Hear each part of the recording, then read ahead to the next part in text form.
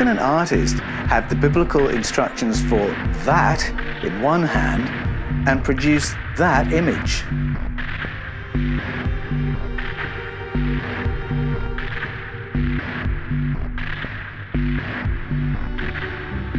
Clearly, what's in the artist's mind has come from somewhere else. Could it be that generations of artists and painters and sculptors have been conveying to us information which has been either hidden or removed, or as my book argues, mistranslated out of our canonical texts?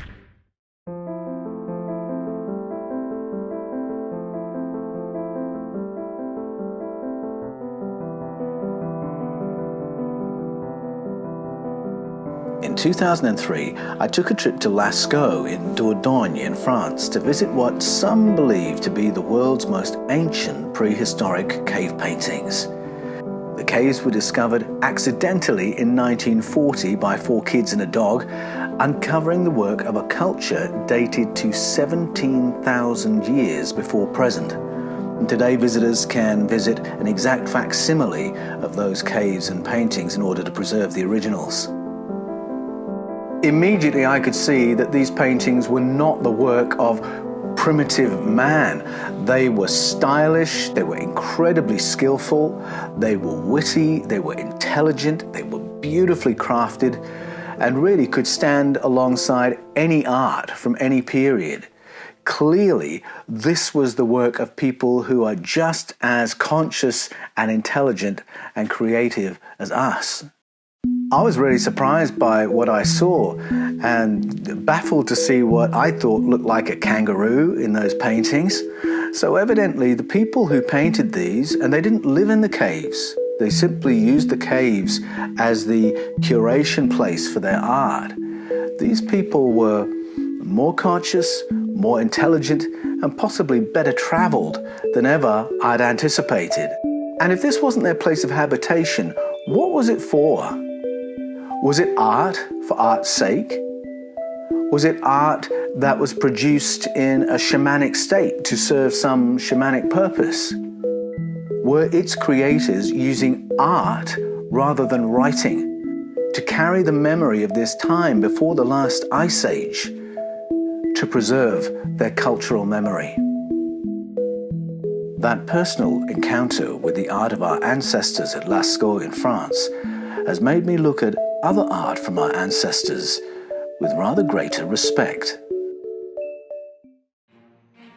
So when in 2014, archaeologist J.R. Bargard brought to the world's attention the rock paintings of Charama Chahatiskag, I had to view it with a more open eye.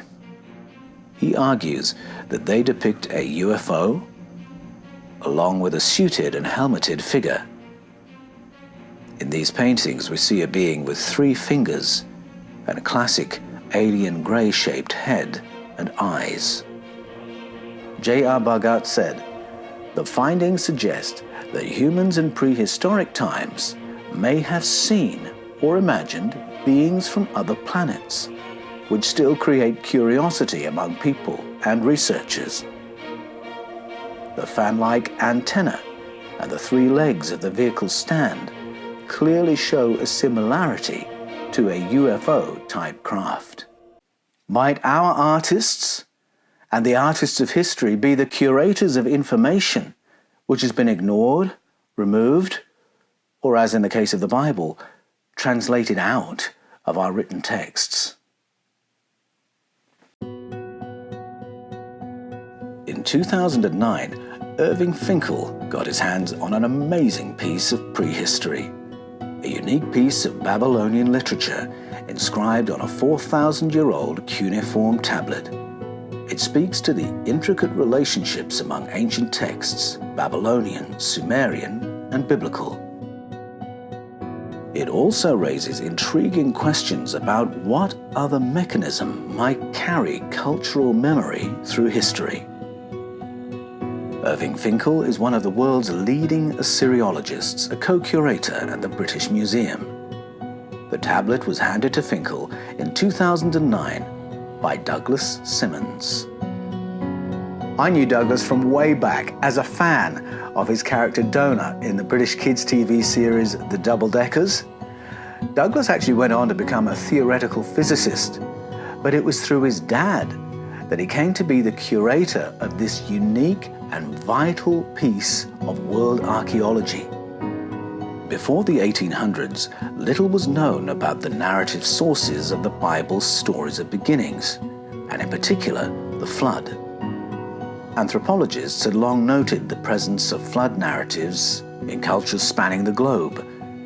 Then in 1835, Henry Rawlinson of the East India Tea Company lowered a buoy over a cliff in western Iraq to uncover the Behistun inscription. The Behistun inscription was a phenomenal find. It was an inscription carved in the side of a cliff in 3 known scripts, and it was the key to our translating the texts of the Cuneiform tablets, which we've been digging up since the 1500s. And those tablets, once translated, provided us a window onto long-forgotten civilizations. And I'm talking about the cultures that grew out of Sumerian civilization, the Assyrian and the Babylonian cultures. All of a sudden, we learn that the biblical flood narrative is actually the retelling of an even older story, the Epic of Gilgamesh. And when we go to the Epic of Gilgamesh, we find that it's actually the retelling of an even earlier narrative than that.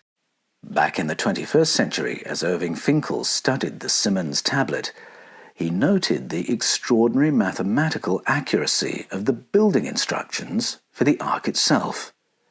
The length of rope prescribed did indeed produce a vessel of the exact volume enumerated in the text.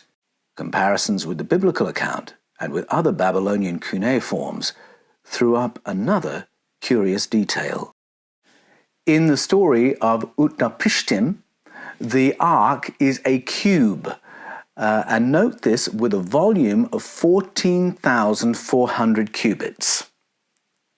In the Simmons Ark tablet, the ark is a round coracle, but get this, with a volume of 14,400 cubits.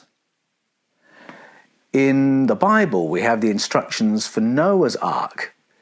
Its volume, 15,000 cubits.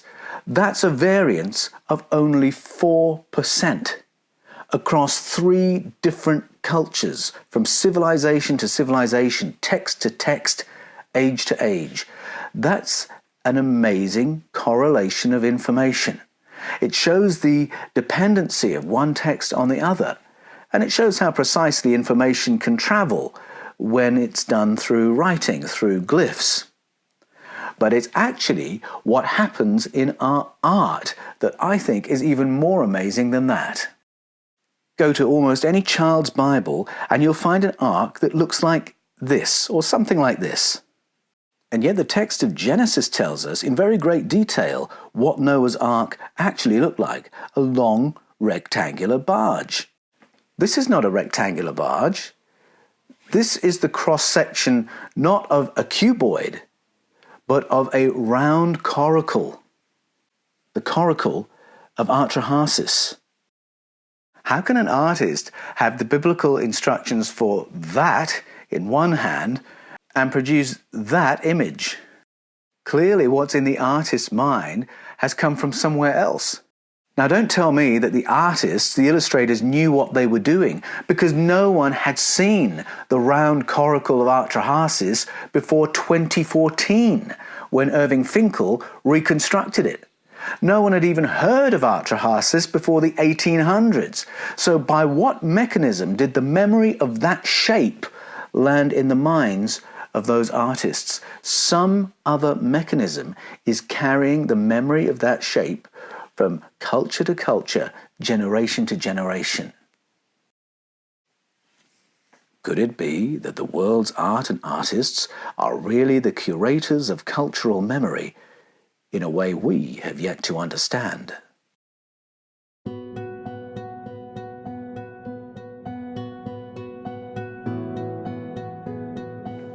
In Tassili Niger, we can see depictions of figures with spacesuits and helmets and antennae and gloves, along with what appear to be flying saucers.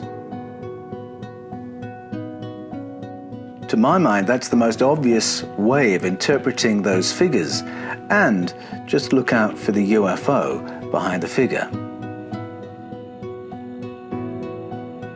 India, known for its ancient narratives of flying vimanas, holds a wealth of such images. In the Rajatola caves in the forest of Bari at Badi Tehsil in the Raisen district, Dr. Wasim Khan brings our attention to images that are 4,000 years old, depicting what appears to be an alien and a wormhole and a UFO, along with various other UFO craft.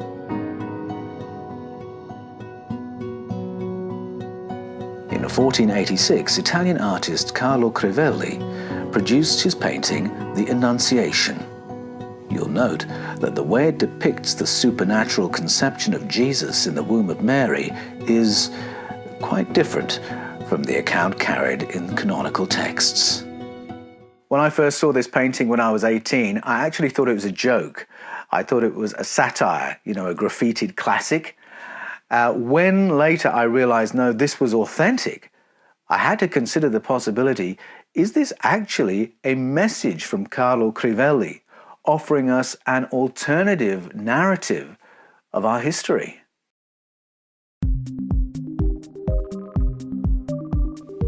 The Summer Triumph tapestry from Brugge in Belgium was produced in 1538. Now look in the sky. Do you reckon those are flying cardinals' hats? Or are they something a little more familiar to the modern eye?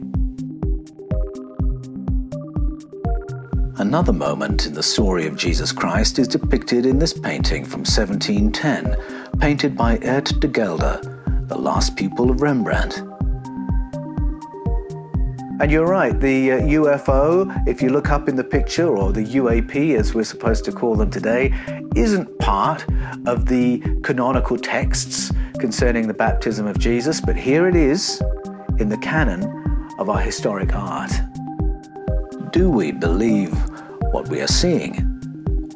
Or do our official narratives and canonical texts in the West allow us to look at these pictures, but feel the need to explain them away and not believe what we're seeing? It isn't too hard to find examples from all around the world of art that when you look at it, I believe with an open mind, it's not difficult to see ET contact. If you go to the National Museum of Guatemala, it has a whole section devoted to figures wearing space helmets and Bluetooths.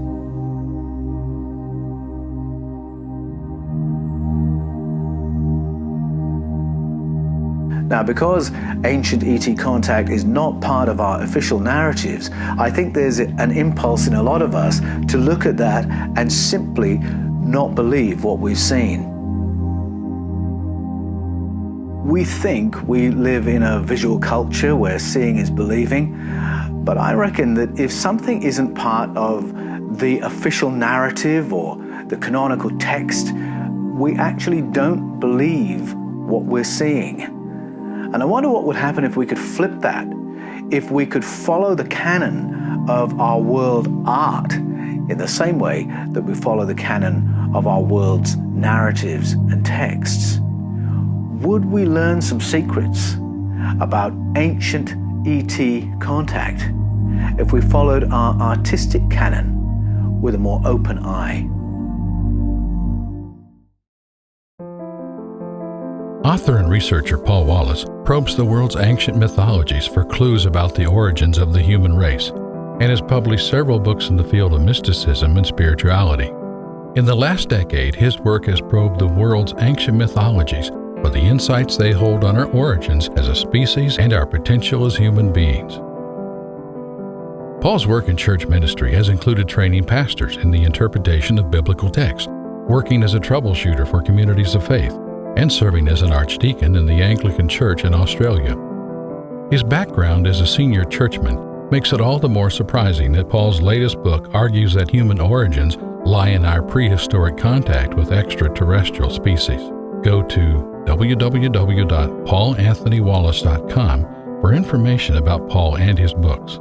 Escaping from Eden, does Genesis teach that the human race was created by God or engineered by ETs?